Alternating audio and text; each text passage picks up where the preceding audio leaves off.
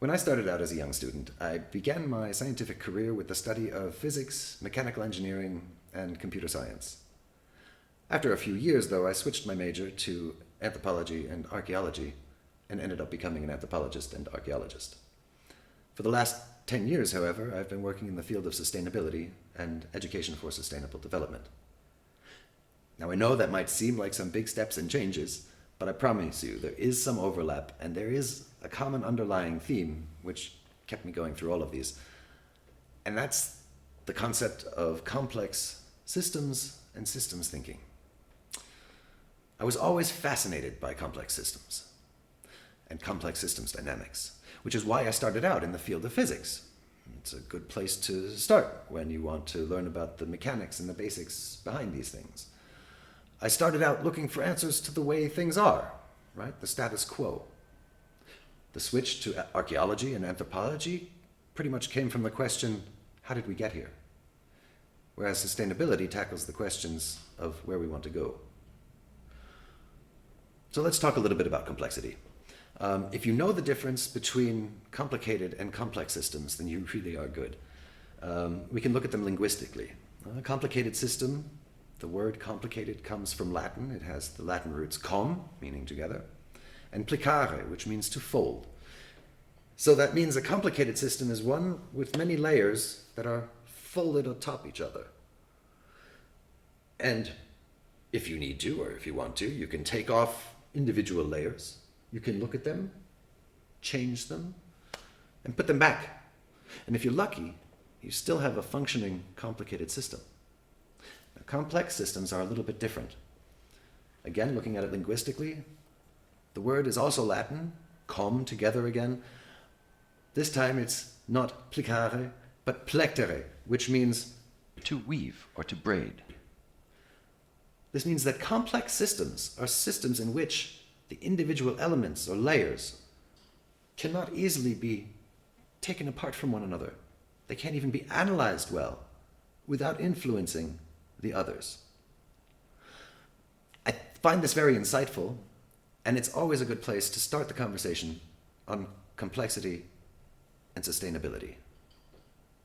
Complexity theory has its roots in early 20th century applied mathematics. And it states that complex systems are made up of many discrete subsystems which are in constant interaction with one another. And it's this interaction which leads to what are known as emergent phenomena. These higher level complex phenomena are very difficult to predict when analyzing and looking at only the subsystems themselves. I like to visualize this with a very, very simple game called Conway's Game of Life.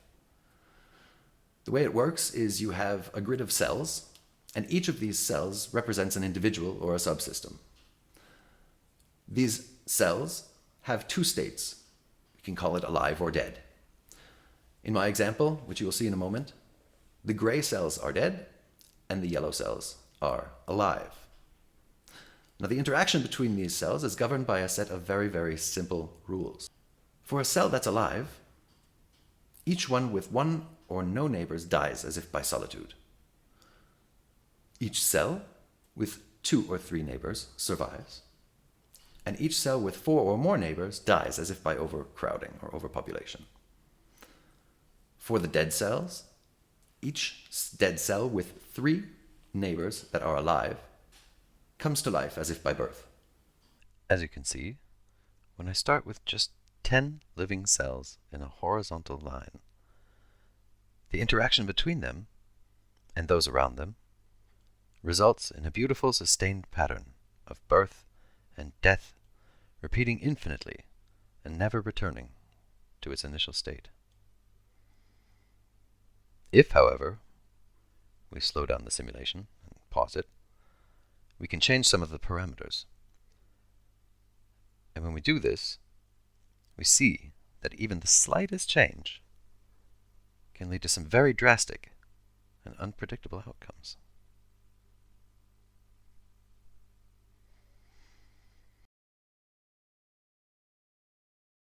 Since the 1980s, natural scientists have been looking at the world in which we live more and more as a complex dynamic system. This gave rise to the field of Earth system science, which looks at the world as a complex whole made up of its individual subsystems or spheres. There's the atmosphere, there's the geosphere, the hydrosphere, the magnetosphere, and then there's the biosphere. And that, first and foremost, is where we come in. We, like all other animal and plant inhabitants of this planet, are an emergent result and an integral part of the biosphere of our world. And we can really see our place in it all in the great acceleration of the last few hundred years. We are in the midst of a very startling increase in activity, both on the social and on the global system scale. Many indicators of human activity, including population, water use, energy consumption, all demonstrate an exponentially increasing trend. Looking at indicators for the rest of the natural world's subsystems, we notice the same trend, be it in terms of atmospheric CO2, ocean acidification, tropical forest loss, loss of biodiversity, to name a few. And it's this last one that really gets to me. Now, I've worked on a few paleontological excavations, and I know that when defining a geological age, paleontologists look at the clustering of species in the fossil record. When you dig deeper, you find different groups of species, each group emerging from the interaction of the conditions in the Earth system at the time. Now, we've had a few mass extinctions in Earth's history, and studies are showing that we are in the midst of the next one, the sixth to be precise, judging by our extinction rates. Could we be at the end of our geological age? The Anthropocene, or age of humankind, is the name scientists are suggesting that we use for the time where we can detect on all levels and spheres of the planet the effects of human activity as the driving force of global change.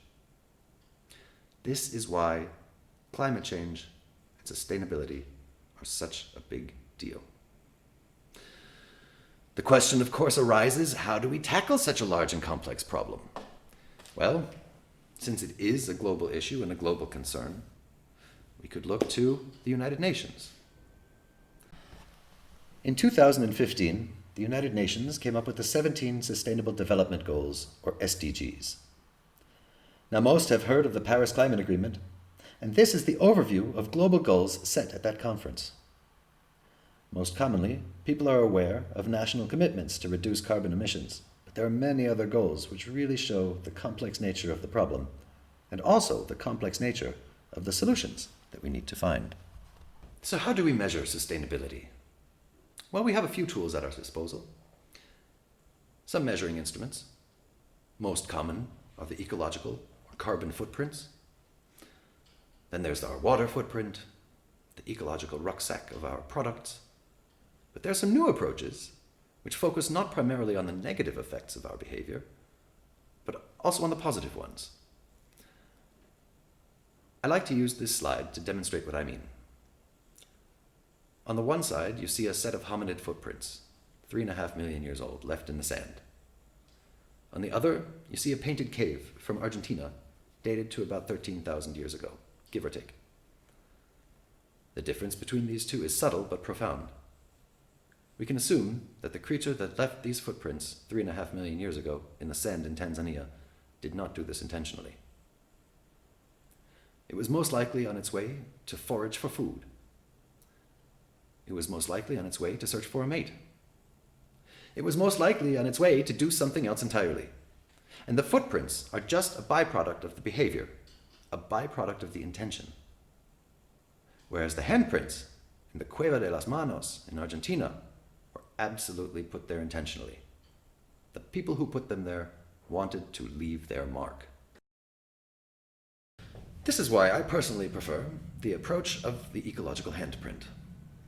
It's a measuring instrument, which is still in development, but it tries to tackle the complexity of sustainability from a positive angle. It tries to measure the positive effects that our intentional behavior can have on the Earth system. Whereas some of the unintentional effects of our ecological footprint are things like abject poverty and gender inequality and things like that.